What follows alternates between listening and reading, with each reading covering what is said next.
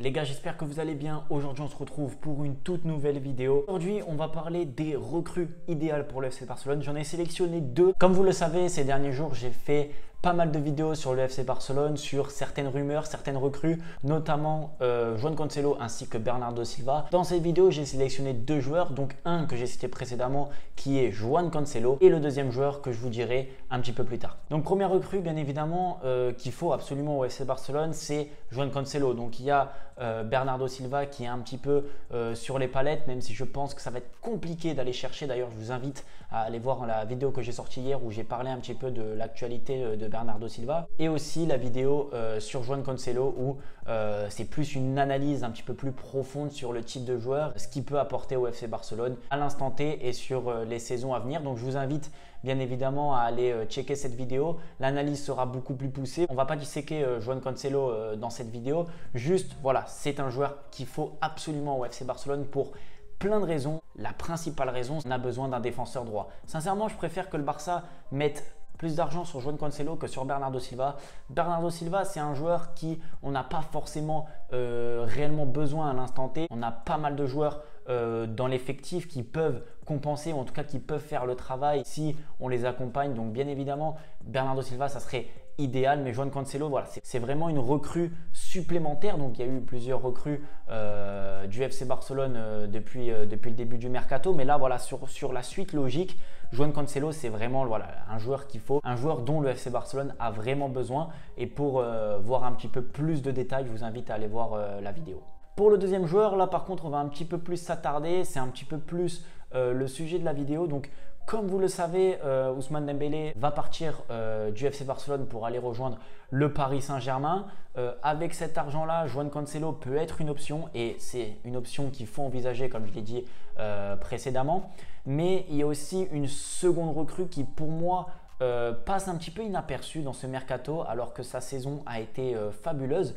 Bien sûr, il y a des clubs qui sont un petit peu sur ses traces et qui sont en train de formuler des offres pour pouvoir s'attacher à ses services. Mais le Barça, je pense qu'ils sont en train de passer à côté vraiment d'une recrue, d'un joueur qui peut être à la fois polyvalent, important, que ce soit à l'instant T, mais aussi sur les années futures. FC Barcelone s'est renforcé dans plein de secteurs dans ce mercato, que ce soit au milieu de terrain avec Gundogan et Oriol Romeu.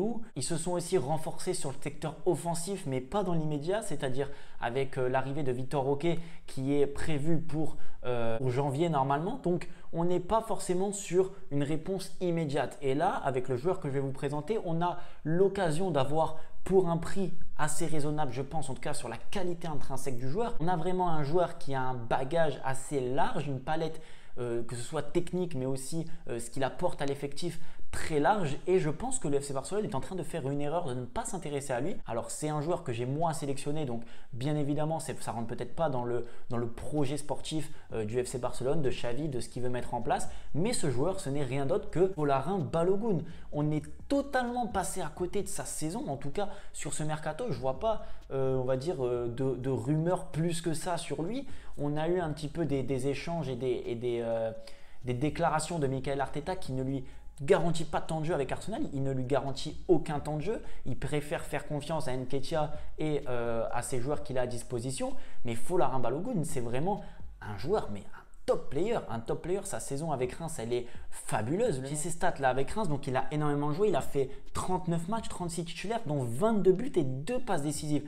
Avec Middlesbrough, quand il était prêté lors de la saison précédente, 11 matchs joués, 3 buts, 3 passes décisives. Et avec Arsenal, quand il a joué l'Europa League, il a fait 5 matchs pour 2 buts. À l'heure actuelle, il a 22 ans, donc ses stats avec Arsenal datent d'il y a 2 ans, donc il avait 20 ans. Et je pense que pour un joueur de 20 ans, dans un club du calibre d'Arsenal, marqué face à une telle concurrence, ça reste quand même assez notable. Surtout que cette saison, avec le Stade de Reims, il a pris en maturité, il a pris en expérience, 22 buts, toute compétition, 22 buts avec Reims, toute compétition confondue, ça reste quand même des stats assez élevés. Vu qu'il était prêté, il est revenu à Arsenal en prêt, il pensait avoir du temps de jeu, mais Mikel Arteta ne compte pas sur lui. Donc je suis sincèrement et intimement convaincu que le FC Barcelone devrait s'intéresser à Folarin Balogun. Alors attention, moi si je suis le FC Barcelone et ce que je propose, ça ne serait pas de faire un transfert immédiat. Il faudrait le recruter en prêt au FC Barcelone avec option d'achat. Pour pouvoir s'assurer tout au long de la saison un joueur sur qui compter pour une doublure de Lewandowski, parce que Lewandowski ne va pas faire 60 matchs dans la saison. Il va falloir qu'il ait peut-être aussi un peu de concurrence pour qu'il se remette un petit peu, voilà, qui garde cet esprit compétitif, parce que là finalement Lewandowski, quand il va bien, quand il n'est pas blessé, c'est titulaire. Donc le Barça en fait se retrouve dans une spirale à se dire bon ben on va mettre Ferran Torres devant pour dépanner, on va mettre Ansu Fati en faux neuf, mais en pur neuf. Il nous manque clairement un joueur. Victor Roque pourrait venir un petit peu en avance, donc, mais Victor Roque est en Amérique du Sud, donc il n'a pas forcément l'expérience de l'Europe. C'est un changement radical, totalement différent.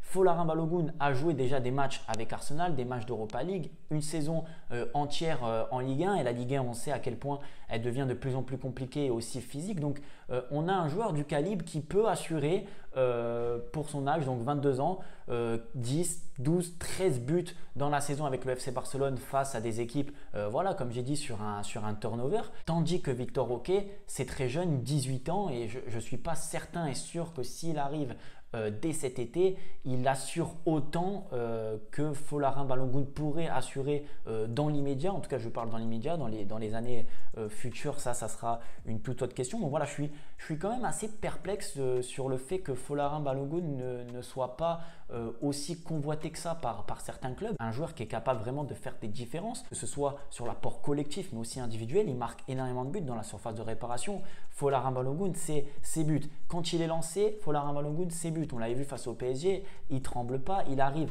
à être plutôt serein devant la cage, ce que le FC Barcelone a réellement besoin sur certains matchs. Donc pour moi, je pense que c'est une recrue dont il faudrait s'intéresser. Pour le prix, en plus de ça, si le FC Barcelone fait un prêt avec option d'achat, donc pas forcément obligatoire, après voilà, ça dépendra du prix fixé par Arsenal, mais l'Inter Milan a fait une offre de 25 millions d'euros plus 5 millions bonus pour Folarin Balogun sur un transfert immédiat. Donc avec un prêt, ça pourrait se négocier.